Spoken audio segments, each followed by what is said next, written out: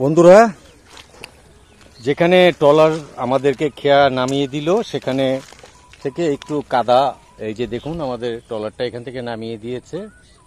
নামিয়ে দেওয়ার পরে যে কাদা, এই যে কাদা, আমাদের ফারুক ভাই হাঁটছেন। ফারুক ভাই এই কাদা দিয়েই হাঁটছেন। এতটুকু শুকিয়ে যাবে, আর কয়েকদিন লাগবে, 10-15 দিনের ভিতরে শুকিয়ে যাবে, কিন্তু কাদা দিয়ে হাঁটতে পিছিল পিছিল লাগছে। আমরা সামনে গিয়ে আপনাদেরকে বাকিটা দেখাই। এই ভাগ্যকুল চর দেখতে এসে দেখলাম আশেপাশে সবাই, কেউ রসুন বুনছেন, কেউ পেঁয়াজ বুনছেন, কেউ সরিষা বুনছেন, নানান কৃষিকাজে ব্যস্ত। আর আমরা ব্যস্ত আমাদের ভিডিও কন্টেন্ট করার জন্য।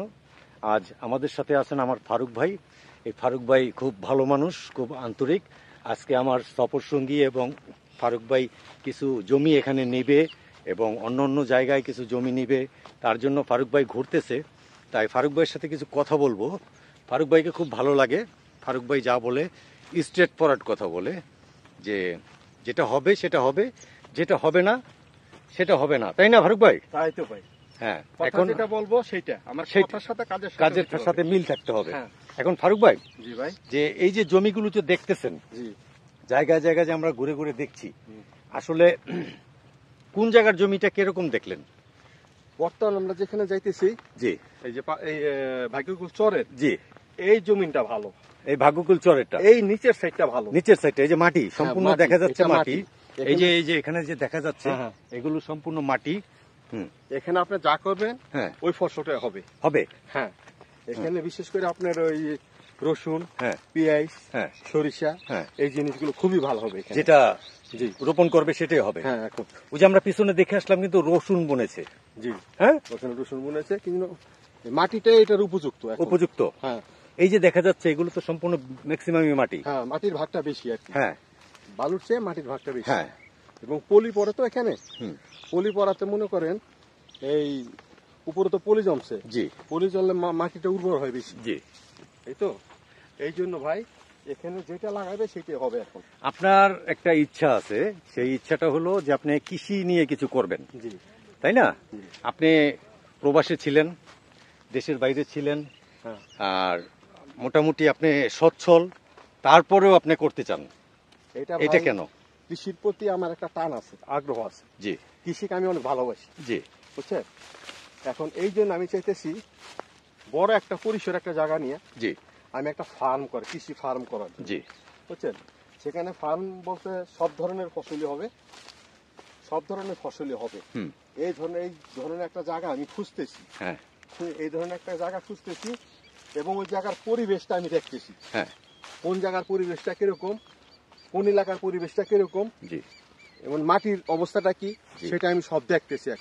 এখন এরকম কি কোনো জায়গা আপনার নলেজে আইছে এখন পর্যন্ত? হ্যাঁ, মোটামুটি ইনশাআল্লাহ কাছাকাছি। আচ্ছা, যাক, কাছাকাছি হলে হয়তো বা হয়ে যেতে পারে। ইনশাআল্লাহ হয়ে যেতে পারে। আমরা আশা রাখি যে হয়ে যাক। হ্যাঁ, তাই আজ কিছু কথা বন্ধুরা, আজ আছি আমরা মুন্সিগঞ্জ শ্রীনগর চর ভাগ্যকুল। আমরা ফারুক ভাইয়ের মুখে অনেক কথা শুনবো, আপনারা আমাদের সাথেই থাকুন। দেখেন না? হ্যাঁ, ফারুক ভাই, এই যে মাটিটা দেখা যাচ্ছে, যে এই যে মাটিটা, এই মাটিটা কেমন লাগছে আপনার কাছে? মাটিটা অনেক ভালো। হ্যাঁ, মাটির মধ্যে অনেক পলির পরিমাণ বেশি, এবং মাটির ভাগটা বেশি এখানে। এই যে এইসব মাটিতে তো আলু চাষ হয়, আলু চাষ করতে পারে। আলু চাষ হবে, যা লাগান এটার মধ্যে হয়ে যাবে। হ্যাঁ, পেঁয়াজ হবে, রসুন হবে, আলু হবে, সরিষা হবে।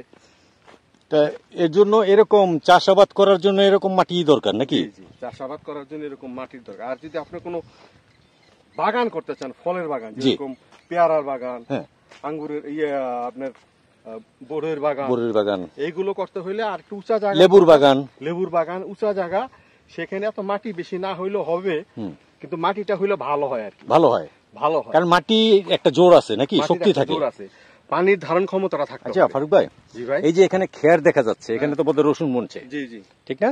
রসুনটা বোনার পরে খেরটা ঢেকে দিলে মাটিটা ভিজা থাকে। এই যে সম্পূর্ণটাই তো রসুন বুনছে, এই সাইডে তো রসুন বুনছে বোধহয় নাকি? হ্যাঁ, তো রসুন তো এটা পেঁয়াজ, কি পেঁয়াজ বুনছে না? পেঁয়াজ উঠছে, শিওর আপনি? এই যে পেঁয়াজ, ও এই যে পেঁয়াজ না? হ্যাঁ, এটা পেঁয়াজ, কোনটা? রসুন না, এটা এই যে এটা পেঁয়াজ, এটা পেঁয়াজ, এটা পেঁয়াজ। হ্যাঁ, এটা পেঁয়াজ না? রসুনের পাতাটা থাকবে চারটা। আচ্ছা আচ্ছা, এটা পেঁয়াজ বুনছে। পেঁয়াজের পাতা থাকবে গোল। এটা সম্ভবত ওই যে মুড়ি কাটা পেঁয়াজটা বুনছে নাকি? জি। তাই আমরা এই যে দেখতে দেখতে যে আসছি, তাই আপনার কাছে কেমন লাগছে যে এইখানে আমরা নৌকা দিয়ে আসছি? তখন তো মনে হয়েছে যে আমরা কোন সাগরে জানি আসছি। এখন কিন্তু এটা চাষাবাদের সুন্দর লাগে, এখন অনেক ভালো লাগে, চরের মতো লাগতেছে নাকি? এই যে দেখেন আশেপাশে এই যে চারিদিকে আমি ঘুরিয়ে দেখাচ্ছি, আসলে খুব সুন্দর লাগছে, তাই না?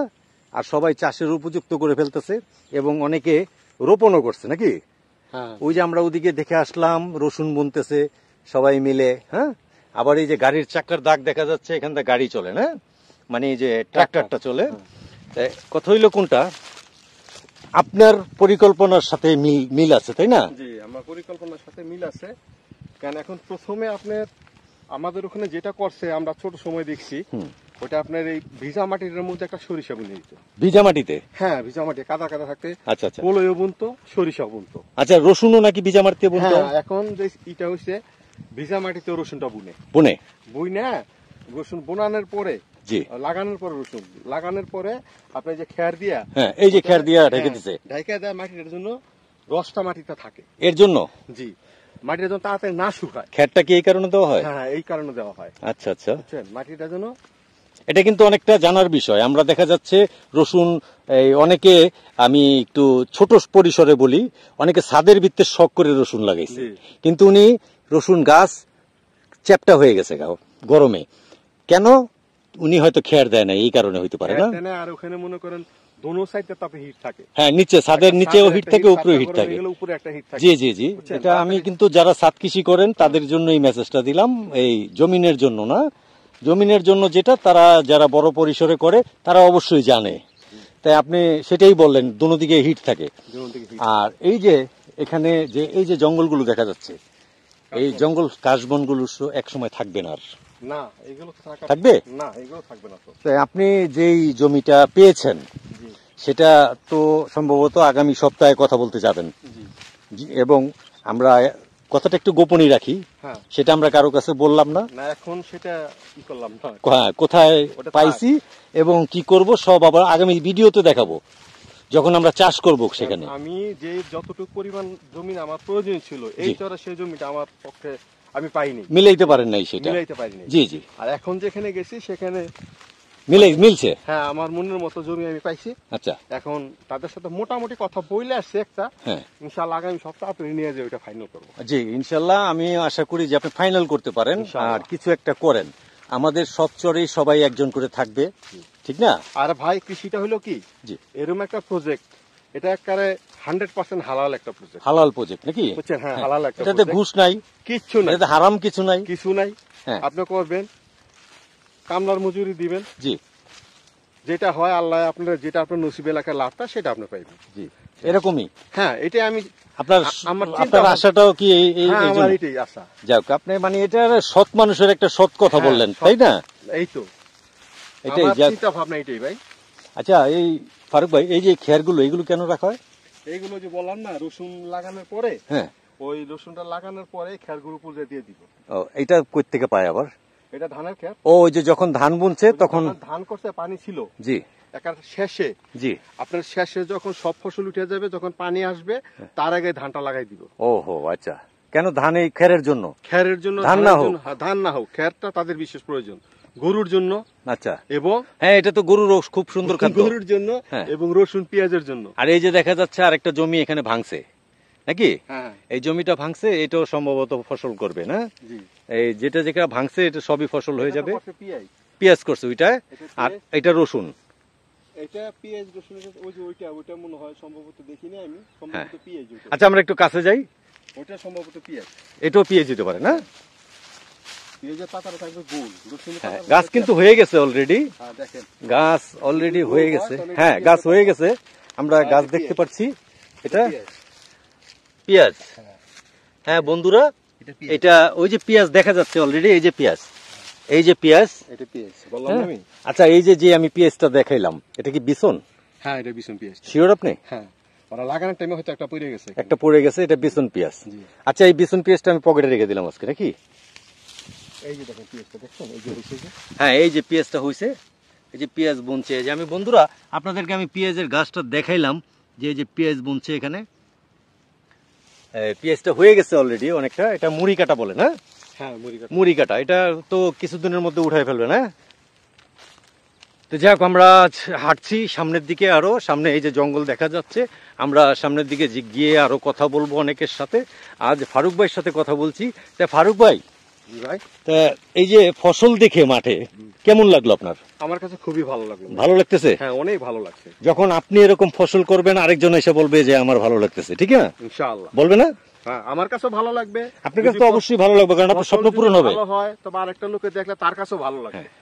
স্বপ্ন পূরণ হবে, তাই না? জি, যাক, আপনি তার কাছে ভালো লাগবে ভাই। কি কি বুননের আশা আছে? কি কি ফসল? দেখি ওই সিজন ওয়াইজ তো বুনতে হবে। সিজন ওয়াইজ, তারপরে আপনার একটা চয়েস আছে না? আমার চয়েস আছে আপনার এই বাদাম, ভুট্টা, তারপরে আপনার রসুন পেঁয়াজ, হ্যাঁ, তারপরে আপনার ওই কলই, সরিষা, গম, এইগুলো আর কি। হ্যাঁ, করার চেষ্টা আছে। হ্যাঁ, চেষ্টা। গরু ছাগল এগুলো দিয়ে যাবেন না? আর গরুর জন্য আমি স্পেশালি আপনার 4-5 বিঘা জমির ঘাস করব। আচ্ছা, ঘাস করবে কি জন্য? ওটা গরুর জন্য, গরুর ফার্মের জন্য। আচ্ছা। বুঝছেন? এবং আমি কিছু ভুট্টার সাইলেজ করব। সাইলেজ? হ্যাঁ। সাইলেজটা কি আপনি করতে পারেন? হ্যাঁ, পারবো ইনশাআল্লাহ। যাক, ইনশাআল্লাহ সাইলেজটা যদি আপনি পারবো, আশা করি পারবেন। আশা করি। যাক, সাইলেজটা যদি করতে পারেন আপনার গরুর জন্য একটা ভালো খাদ্য সেটা। জি, ওটা বর্ষার সময় অনেক উপকারী খাবার, খুব উপকারী খাবার এবং পুষ্টিগুণ সমৃদ্ধ নাকি? হ্যাঁ, বর্ষার সময় মনে করেন যখন চতুর সাইডে মানে ঘাসের একটা ক্রাইসিস দেখা যায়। হ্যাঁ, এবং দানাদার খাদ্যটা আমাদের দেশে হ্যাঁ অনেক কস্টলি। হ্যাঁ, গরু পালার প্রথম অন্তরায় হয়ে এখন দাঁড়াইছে আপনার দানাদার খাদ্য এবং খাদ্যর দামটা। এখন আপনি যত কস্ট কমায় আনতে পারবেন, হ্যাঁ, ততই আপনি লাভবান আশা করতে পারেন, তত লাভবান হবে। হ্যাঁ, এইটাই আর কি। আচ্ছা, যাক, আজকে এ পর্যন্তই রাখছি ফারুক ভাই। আগামীতে আপনার সাথে আবার দেখা হবে, কথা হবে। আসসালামু আলাইকুম। ওয়ালাইকুম আসসালাম।